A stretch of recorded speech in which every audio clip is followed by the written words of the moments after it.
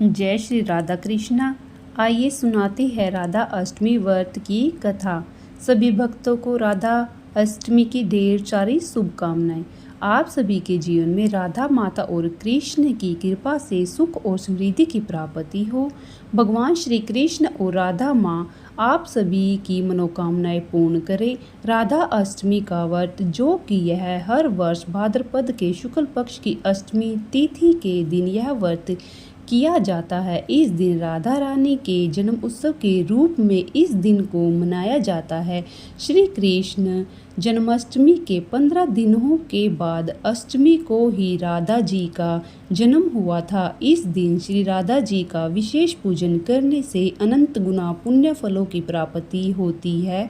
यह व्रत सभी प्रकार के पापों को नष्ट करने वाला और इस लोक में परलोक में सुख को देने वाला है। राधा अष्टमी के दिन जो व्रत रखने वाले हैं उन्हें चाहिए कि वह सुबह जल्दी उठकर नित्य क्रियाओं से निवृत्त होकर गंगा नदी में स्नान करना चाहिए, या फिर आप अपने घर के ही पानी में थोड़ा गंगा जल मिलाकर स्नान कर लीजिए। शुद्ध वस्त्र धारण कर लीजिए और फिर व्रत का संकल्प लेना चाहिए। और फिर इस दिन पूरा दिन उपवास रखते हुए विशेष प्रकार से दोपहर में ही राधा रानी का विधि विधान से पूजन करना चाहिए। साथ में भगवान श्री कृष्ण का पूजन करना चाहिए। राधा अष्टमी के दिन भगवान श्री कृष्ण की पूजा करने से श्री कृष्ण की पूजा के बिना राधा जी की पूजा अधूरी होती है। कहा जाता है कि कृष्ण जन्माष्टमी के बाद राधा अष्टमी का व्रत करना भी जरूरी होता है। मान्यता है कि राधा के बिना श्री कृष्ण अधूरे हैं। उसी तरह राधा रानी के व्रत के बिना कृष्ण जन्माष्टमी का व्रत पूर्ण नहीं हो पाता। इसलिए राधा अष्टमी के दिन श्री कृष्ण और राधा दोनों की पूजा करनी चाहिए। राधा अष्टमी के दिन व्रत और पूजन करने से व्यक्ति सभी सुखों को भोग कर अंत में मोक्ष को प्राप्त करता है। पूजा के लिए साफ अच्छा सा जगह ले, उस जगह को पवित्र कर ले, गंगा जल छिड़क ले, वहाँ पर एक मंडप बनाए, मिट्टी या तांबे का शुद्ध पात्र रख ले। इस दिन राधा रानी भगवान श्री कृष्ण की मिट्टी की प्रतिमा या सोने चांदी की जो भी आपके पास हो फोटो भी रख सकते हैं। इनका पूरे विधि विधान के साथ श्रद्धा भक्ति भाव के साथ पूजन करना चाहिए। इससे अनंत गुना पुण्य फलों की प्राप्ति होती है। आइए सुनते हैं राधा अष्टमी व्रत की कथा। आप सभी बोलिए भगवान श्री कृष्ण की जय, राधा रानी की जय। राधा अष्टमी व्रत की कथा के अनुसार राधा माता गोलोक में श्री कृष्ण के साथ रहती थी। एक बार श्री कृष्ण भगवान को गोलोक में राधा रानी कहीं नजर नहीं आई। कुछ देर बाद कन्हैया अपनी सखी विराजा के साथ घूमने चले गए। यह बात जब राधा रानी को पता चली तो उन्हें बहुत गुस्सा आया और वो सीधे कन्हैया के पास पहुंची। वहां पहुंचकर उन्होंने श्री कृष्ण को काफ़ी भला और बुरा कहा। राधा रानी का यह रवैया भगवान श्री कृष्ण के मित्र श्री धामा को बिल्कुल भी अच्छा नहीं लगा। श्री धामा ने उसी वक्त बिना कुछ सोचे समझे राधा रानी को पृथ्वी पर जन्म लेने का श्राप दे दिया। राधा को इतने गुस्से में देखकर श्री कृष्ण भगवान की सखी विराजा भी नदी के रूप में वहां से चली गई। राधा ने श्री धामा से श्राप पाने के बाद उन्हें राक्षस कुल में पैदा होने का श्राप दे दिया। राधा के द्वारा ही दिए गए श्राप की वजह से ही श्रीधामा का जन्म शंखचूड़ दानव के रूप में हुआ। आगे चलकर वही दानव भगवान विष्णु का परम भक्त बना। दूसरी तरफ राधा रानी ने पृथ्वी पर वृषभानु के गर्भपुत्री के रूप में जन्म लिया।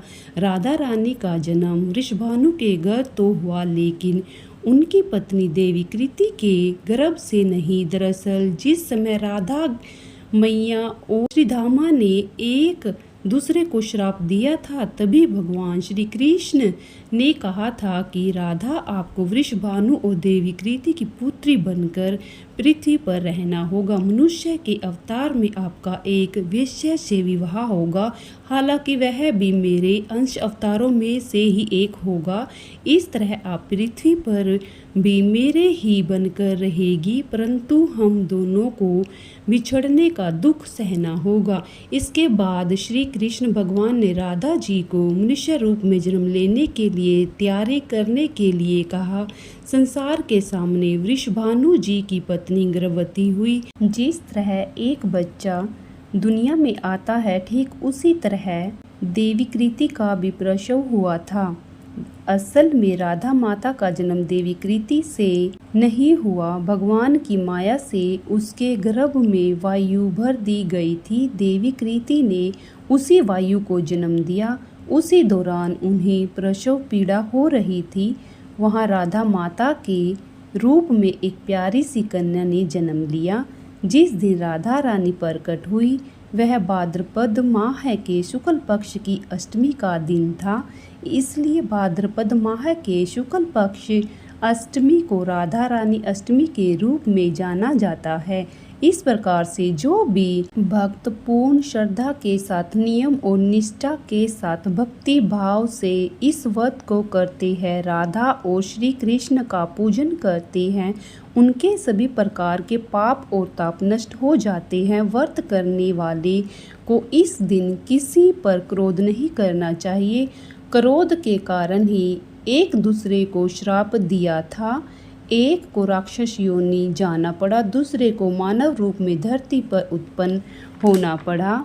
इसी कारण व्यक्ति को व्रत के दौरान क्रोध नहीं करना चाहिए और किसी के प्रति ईर्ष्या द्वेष का भाव नहीं लाना चाहिए।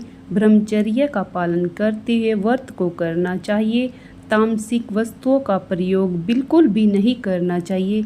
मांस, मदिरा, लहसुन, प्याज आदि त्यागें।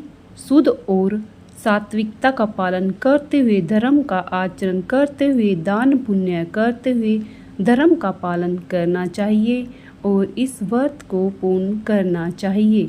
इस दिन राधा माता को 16 श्रृंगार करके पूर्ण विधि विधान से पूजन करना चाहिए। फिर अगले दिन सुहागिन स्त्रियों को भोजन करा के, मूर्तियां दान करके भोजन करना चाहिए। इस प्रकार व्रत की समाप्ति करनी चाहिए।